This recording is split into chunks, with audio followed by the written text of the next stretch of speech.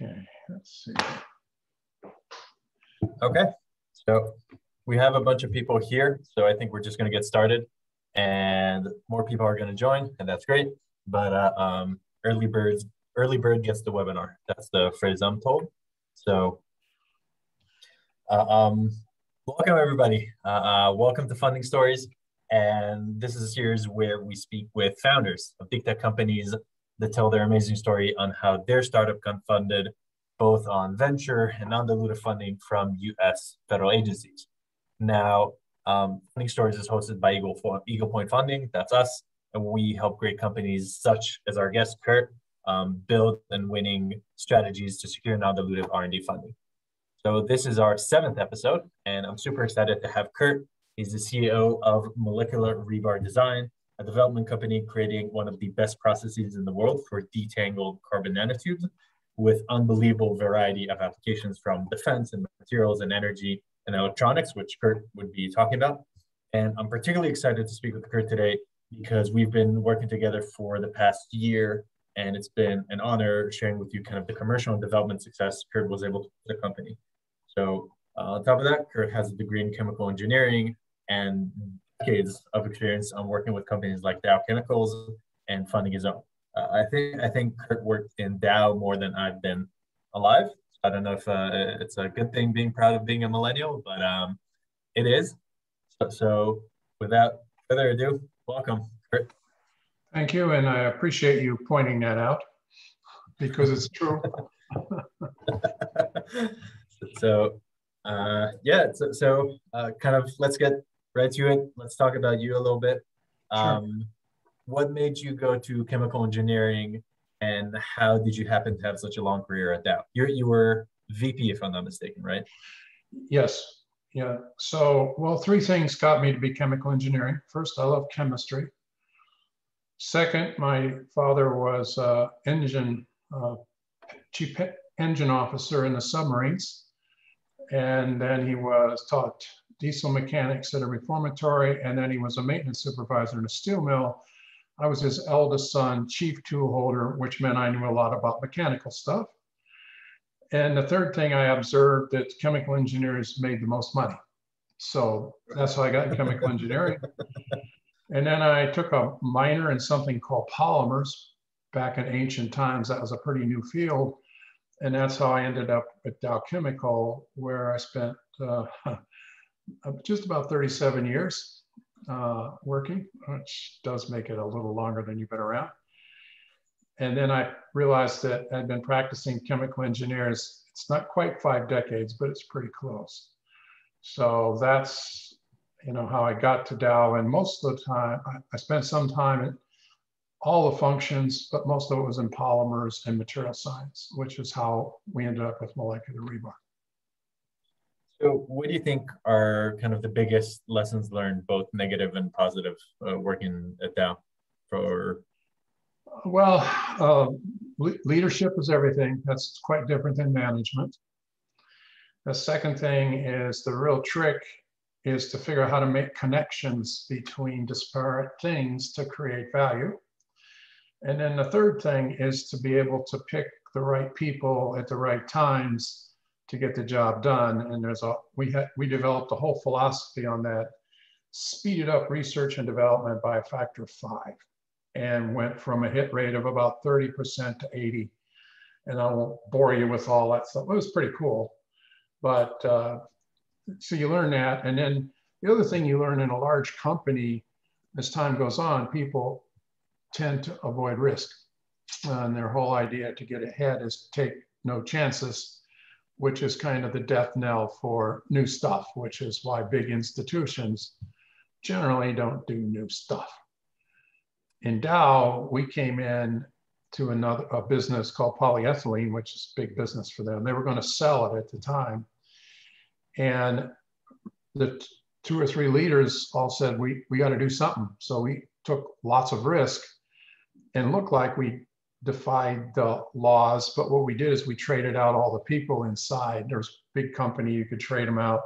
Brought in people, didn't know anything about polyethylene, and promptly rewrote the whole books. And it's by far Dow's most valuable franchise.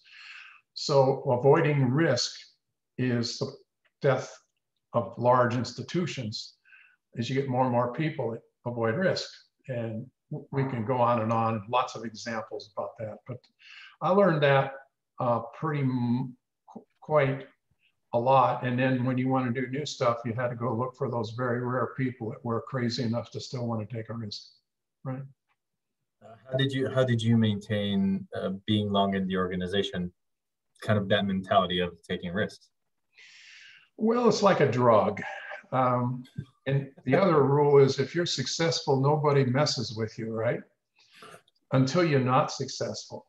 And then I was always pretty good about understanding the underlying systems and made friends with all the people that had to worry about that. So, you know, when I screw something up, I could, you know, get it fixed. But if you, it's when you're doing it and you're taking large risks, so they just kept giving me more stuff. My budget toward the end was $800 million, right? And the reason it was that big was we were pretty successful and generate a lot of value. But there were people waiting to see if I would fail, which I did. I mean, you can't be 100%, but 85 is pretty good for new stuff. That's a good batting average. Yeah, not too bad. Yeah. So let's move from Dow to Molecular Rebar Design. Sure. What do you do? What does Molecular Rebar do? And what do you think is the biggest value you provide? Well, when I was in Dow, I had a budget, a pretty good size one to spend in central research. And so the big coming wave was nanomaterials back then, right? Nano, something like that. So I think I spent a lot of money. I never counted it, which was good. About 6 or 7 years, total failure of making nanomaterials work. So I retired, and about 3 months into it and twiddling my thumbs, and a friend of mine, my future partner, and we might have been drinking a bit of alcohol, we decided to go make it work.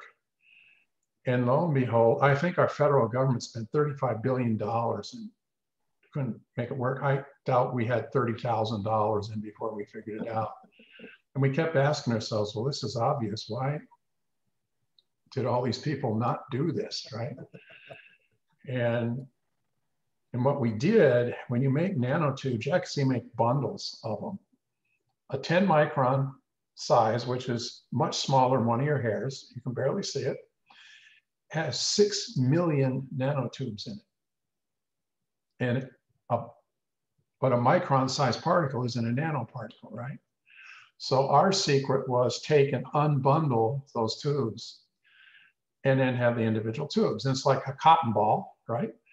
Market for cotton balls, there really is, but there's a much bigger market for individual threads. And what we do, if you want, is we do individual threads, or we like to call it molecular rebar. It's like rebar in concrete. You have to have it distributed evenly and into molecular scale. And then we said, gee, that's a heck of a name. So we trademarked it and away we go. So when you do that, all the properties people were talking about, plus quite a few more, become much more available to you, right? So that's kind of the genesis of it. And then what we did is we found out it's good for energy storage. It's good for tires. It's good for 3D printing. It's good for coatings. It's good for medicine. And medicine, one of my favorites, how about chemotherapy with no side effects? We can do that. Sure. Yeah, that's pretty cool. And then we patented the hell out of everything, of course. Mostly, we focused on use or composition of matter patents and application patents. So not so many process patents that are very difficult to enforce. And then we kept real quiet. This is, you know, we don't talk very much. And it's one of the first times that we're more out in the public. So we have about 120 patents all over the world. Wow. Oh yeah. So we'll be coming knocking at people's doors pretty soon about infringing our patents, but that's another story. Just a small thing there. Small. Yeah. Like, how did you make the decision to start, and where was the initial funding coming from? Well, we chose a different way to do it and picked a project that seemingly couldn't be done, and then promptly used a funding mechanism that violates most of the rules. So we put some of our own money in, and then we started writing licenses. Okay. And doing research. So we did have a little investment from some outside people. I think 0.7% of our equity is owned by outside investors. 0.7. Oh, wow. Clive and I own about 85%, and the rest of it we gave away to management.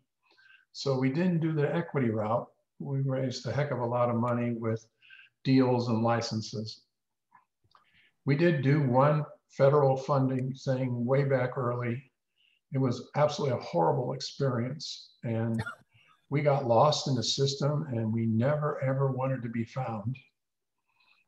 And so till recently, about a year ago, we said, you know, we ought to try to make this stuff available to the sailors and the Marines and airmen and all that. You know, I don't care about the Pentagon all that much, but if this would help folks, why not?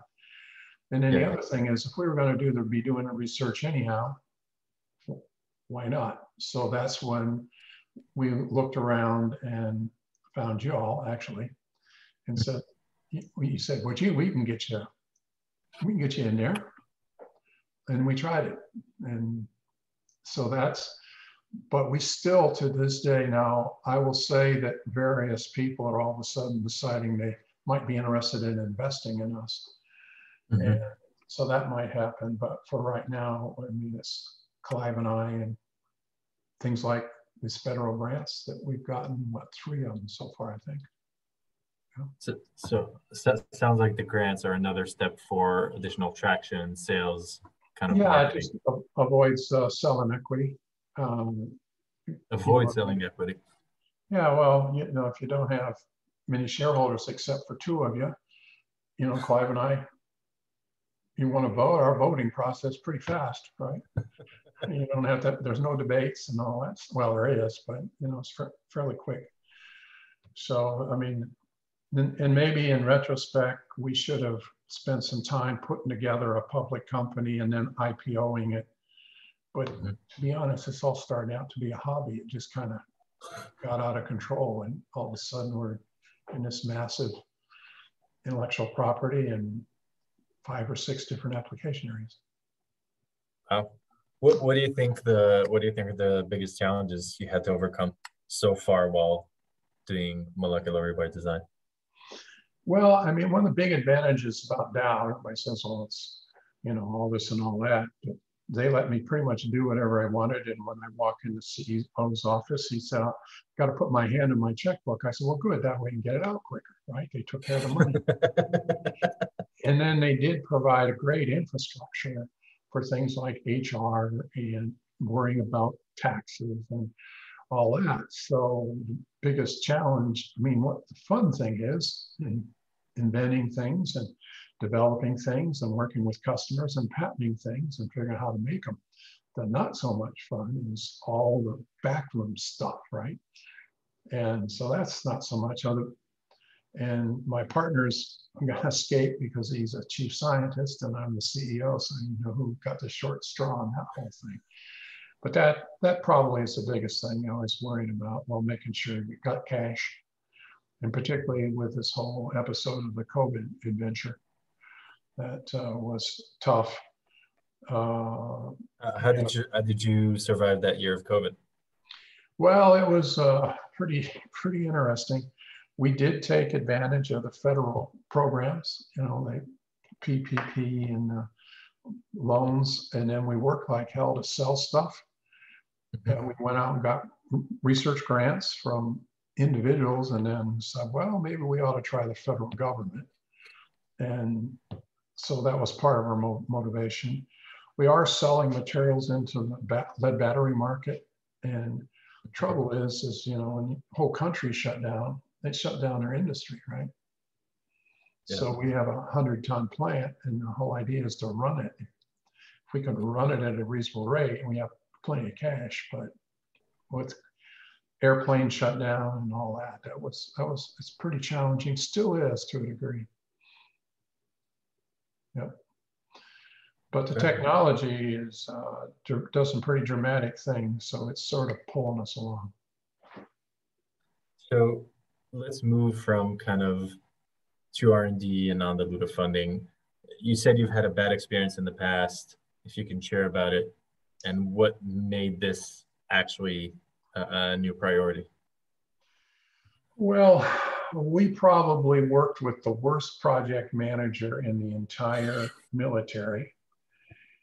And I won't say her name, but my goodness, they fired her in the middle of our project, right? So it was just terrible. And we found a great technical guy, but he didn't have any influence. And so we wrote a report and they literally lost us. And so we just said, well, we won't be found. And that way we waited 10 years until we started talking to you guys before let's go try it again, right? So it was just an unfortunate experience. And, we didn't need the money. And so we said, okay. So then what we did is we actually gave it to a group who said they knew all about getting military stuff. We said, okay. And long story short, they gave it back to us because apparently that's more difficult than they thought, which was fine by us. And the experiences we've had dealing with the military really is trying to change and making some major strides forward. They're still not very quick, but at least there are a lot more open ideas these days, what we can see. So that made it more encouraging. And then you all helped us get through the maze of getting stuff filed, because we've got some pretty good stories. And what Eagle Point did was figure out how to extract them from us and feed it to the government so that they could, because they want better batteries, for example, right? Yeah. And they want better tires and they want better coatings. And strangely enough, they actually want to do medicine. And one of our grants is to how to deliver something into a cell to generate antigens to fight off HIV. It's funded by the Army. Yeah, I went, really? Well, I mean, we know how to do that. At least we know how to get it in the cell, which is the piece we're supposed to do. Never would have thought about the Army, right? But that's one of the projects they have. And I guess they go into all kinds of crazy places and catch all kinds of diseases, right? So how much is federal grants a part of your overall strategy? Well, it went from none. Let's see, right now we have about $500,000 granted that we're going to spend. The two projects we have will then leverage into $1 million to $1.5 million each. Two of the project. We have the one project relatively small. We have an outstanding. They're trying to make up the mind. They give us $750,000 and that's for airplane tires. So we don't know whether that one's funded, but so far we've got $500,000 awarded. That'll lead to much bigger projects. And when we go for a project, we're pretty sure we can technically do it. Like we know we can technically do it. So we'll see how that works. Okay. So like federal grants started small and then it took a larger portion from your activity. Started out with a teeny tiny portion and then zero, and now it's a pretty nice chunk. The other thing is we pick, and this is where Zeb helped us a lot, we pick projects that help us do what we were going to do commercially anyhow. Mm-hmm. So if you want to design an airplane tire, believe it or not, it's not that dissimilar from designing an electric vehicle tire. Okay. So one of our projects is actually from DOE on how to electric vehicle tires have lots of problems. They wear out very quickly. So we have technology that'll help the wear be more fuel efficient. And like I said, we kind of know we already are doing that. So it's like shooting fish in a barrel, as they say. So what I think Eagle Point helped us do was pick projects the military wanted or DOE wanted that we already were doing sort of anyhow. So it aligned with what you're already doing in your yeah, it wheelhouse. really did. And we'd made the inventions, and now we're trying to, if you want to do an airplane tire, it is different than an electric vehicle tire, even though the new science we have, which I won't get started on that, and you'll never get me to shut up. But the new science lets us just literally change the rules of how rubber works. So when you do that, yeah, I mean, it's just really cool.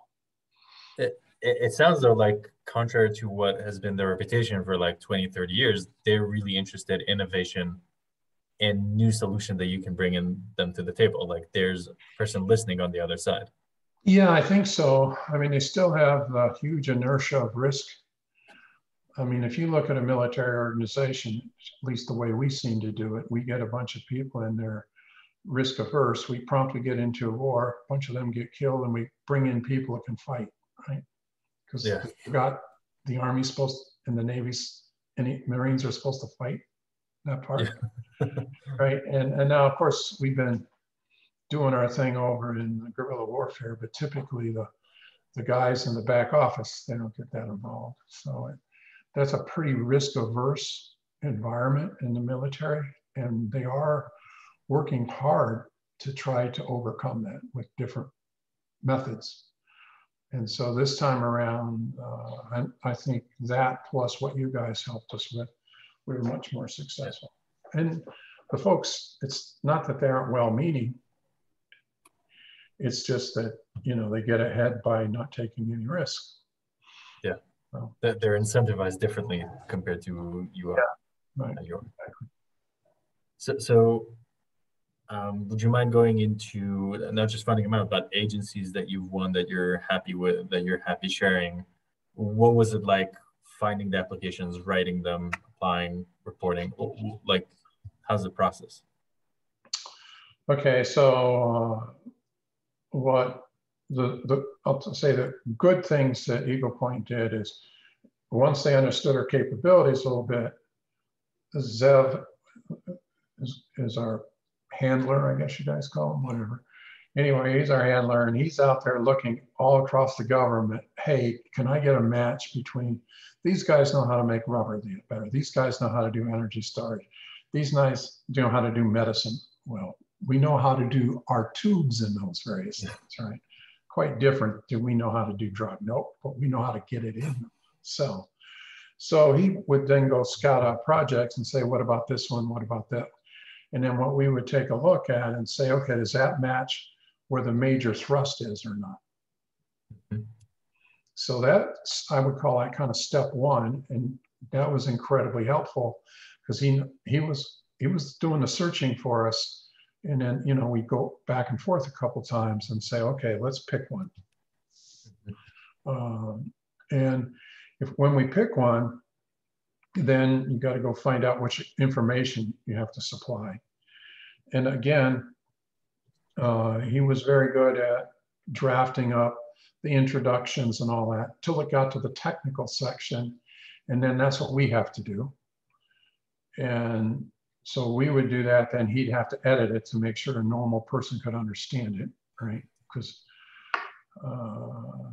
depending on who he was with, some of our guys get a little buried in the weeds and some don't. So that was incredibly helpful. The next part of it is you have to fill out every section. And the two big ones we contributed to was the technical section and then the planning section. And then pretty much he would be able to, with us editing, put together the marketing, the justification, et cetera, et cetera. So that worked pretty well. Probably only rough spot we had in the whole thing was the budgeting process. And they're in the middle of changing how they do it. So we won a couple of awards and how we've had to redo those whole things. So Joe, your guys are going to have to say, all right, now the new way they're doing it. By the way, from my end of it, it's kind of interesting. Before I was used to a huge billing issues. Mm-hmm. They got that down a lot better. It was amazing how Really? fast that, yeah, it's pretty amazing. So I think probably that's an area to shore up a little bit, but everything up to that point, extremely helpful. And I think if you're going to use your guys, you've got to have 2-point people. Somebody who can kick to get things going, and then somebody who can do the technical writing Mm-hmm. to give you the first shot. But Yeah. you think about there's 4 or 5 steps to get through it, and then you turn it in and you see whether you win it or not. And so I would guess we probably applied for 7 or 8, something like that. And so far we've gotten 3, which is a little better hit ratio than normal, I guess. And the 4th one, we still don't know about it. So, yeah, so we're quite happy. Do you think that if we weren't have been aggressive at pushing you towards federal grants, you'd have went after it yourself? I think we were debating about it, and we'd heard about you guys and said, well, let's try it. And let's see, because we knew, oh, there's another part that you guys are really good at that we're horrible at, and that's actually inputting it in the damn system, which is a nightmare. And it's worth the price just not to have to do that, because the last time I did it, I had to do it, and it was horrible. But I think it was, hey, we're willing to try it. We engaged you guys, and then we said, well, we'll just follow directions. Yeah. And it doesn't matter how it should be. It is how it is, and you have to follow how they want you to do it. Yeah. Right. And so some of my partners were easier to get that than others. But, this is stupid. Yep. But that's the way they want it. Yep. All right. What can you do? Follow directions. Okay. Yeah. What do you think are more steps in the process you think companies should know? It's a fair bit of work to put these things together. We would get together once a week with Zev for half an hour, 45 minutes, just to make sure we get the progress. So there is effort. I mean, the money isn't exactly for free, but you put the effort in, and what do you guys statistically say? 1 out of 5 or something like that. And I think we're just a little better than that, but at this point. But you're not guaranteed you can get it. They might decide there's 6 other projects and 3 of them are more exciting than yours. Or you could turn it in and you're the only one, but you don't know, right? It's a bit like do the best job you can and then think about going to Vegas. Yeah. It's not so much, well, the other thing is their needs might change. And so what they needed when they started the whole process, which takes almost 8 months by the time they say, I want this, to the time they judge which ones you get. So it's a bit of you're gambling, right? And so far we're winning. Now, the nice thing I like it, you guys have got a piece of the action. If you don't get any, you don't get paid that much. If you do win, you get whatever it is, 5% or something like that. So so you've got skin in the game, which is great. Yeah. So I think about it as it's a fair bit of work. You have deadlines you have to meet. What doesn't matter. I saw they relaxed a couple things a week for COVID, right? But you still want to hit the deadlines. So it sounds like, though, doing kind of multi-submissions and applying to a lot increases the batting average. You're not just betting once, you're maximizing chances of winning. Well, I don't think it increases the batting average, but the more times you swing, the more times you get a chance at a hit, right? Yeah. Okay. Now for us, we're kind of in the problem of if I want another one, what the hell, what would I do with it? Do I want to go out and hire more people, for example? So we're probably going to have to back off a little bit, particularly if we get another rubber one. Well, we might be saturated for a while. We'll have to sit back and see how that goes. I Pretty guess good when you place to get be your at. organization saturated, that means you guys did a heck of a job, right? Yeah, that's a pretty good place to be. Yeah, If you're really. feeling like if you have too much work, that's a Yeah. good blessing. Well, that was my, we turned all these in, and then I got to thinking, my God, what happens if we win too many of them? And then he said, oh, this is easy. You just turn them down. Oh, I'll tell you, that's a hard one because you worked all this hard. You want to turn them down, right? Oh, man. So, Okay. yeah. What are next steps you see as a vision for your company? Well, we continue to launch products, and I think we will go off and get, for us, it's now time to come out of the stealth mode, talk about our patents a lot more.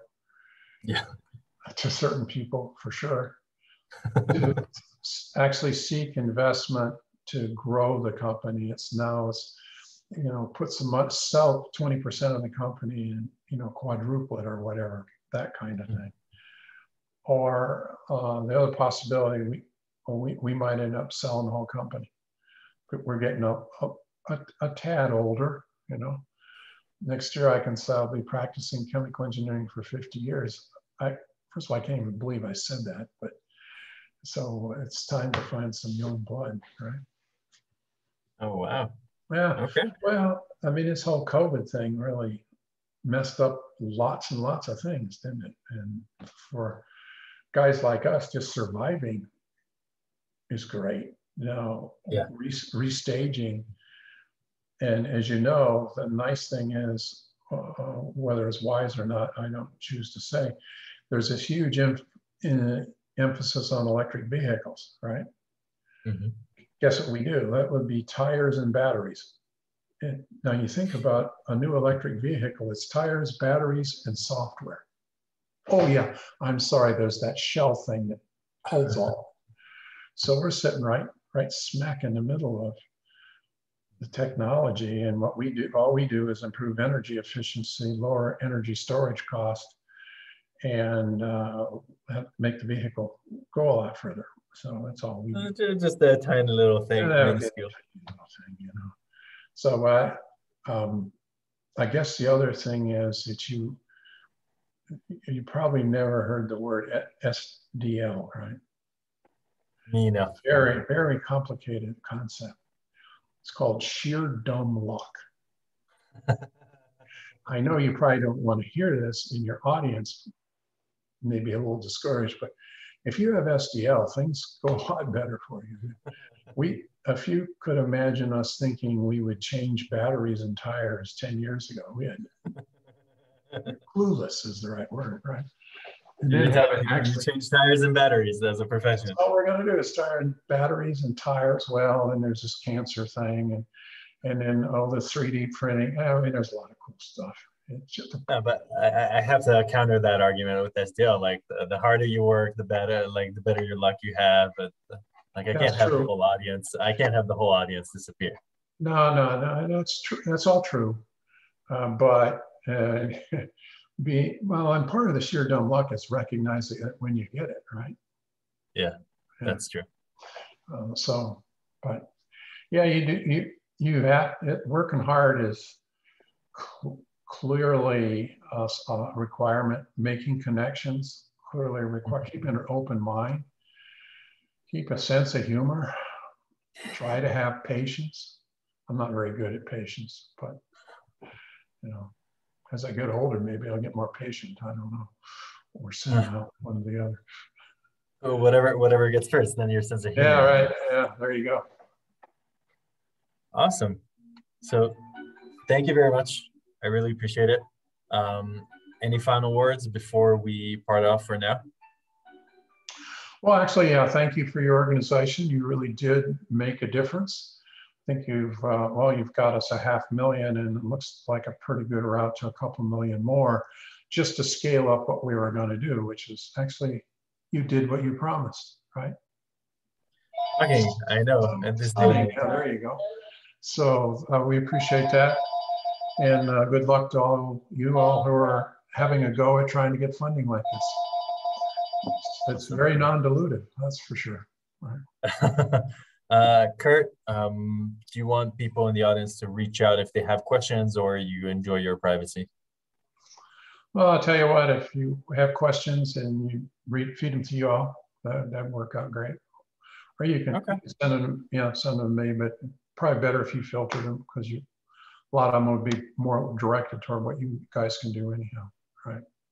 But we're a happy customer, so there you go. Wait, do we give you 2 smiley faces or something like that these days? So I'll take 2 smileys.